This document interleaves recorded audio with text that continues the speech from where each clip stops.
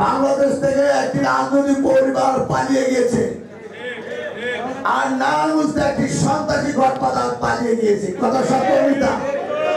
কিন্তু নারায়ণগঞ্জকে আর নতুন করে কোন ঘটপাতার আপনার জন্মদিন হতে দিবেন? চাঁদাবাজি হতে দিবেন? সন্ত্রাস হতে দিবেন? এবং কোন দখলদারিত্ব হতে দিবেন? নারায়ণগঞ্জের ব্যবসায়ীরা সবাই এক থাকবেন। আমরা কোন পরিবারের কাছে জিম্মি থাকতে চাই না। আজকে 4 ফেব্রুয়ারি যে 19 শিল্পের যে অ্যাসোসিয়েশনের নির্বাচন, এই নির্বাচনে আমরা কি দেখতে পেলাম?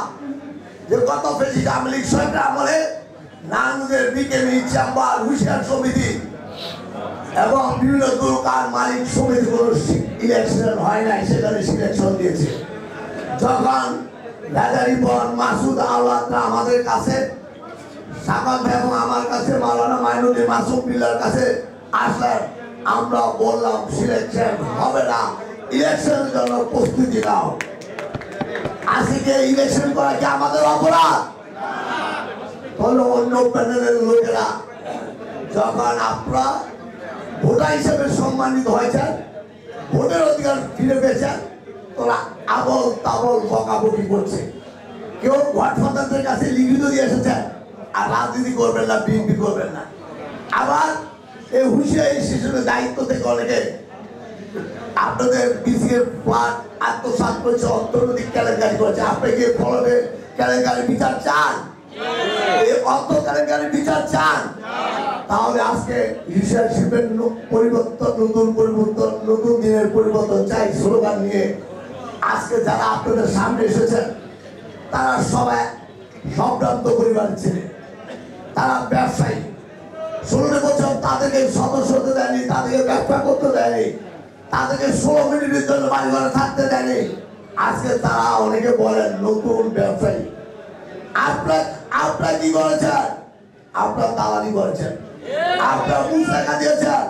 হুঁশিয়ারি শিল্পের মালিক ভাইরা আগামী 3 তারিখে আপনারা বীর দর্পে নারায়ণগঞ্জ ক্লাব প্রাঙ্গণে ভোট দিবেন। কোন গডফাদার, কোন সন্ত্রাসী, কোন চাঁদাবাজিকে ভয় পাবেন না।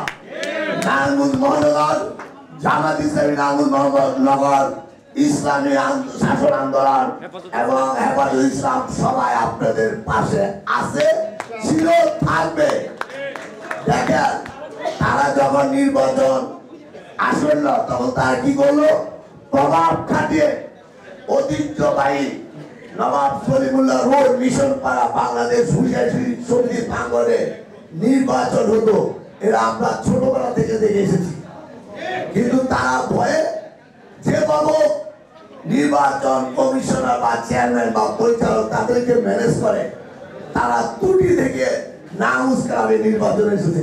যারা নির্বাচনকে ভয় পান, যারা ভোটারদের ভয় পান, তাদের নির্বাচন আসার কি দরকার ছিল? কেন আপনার সিলেকশন চান?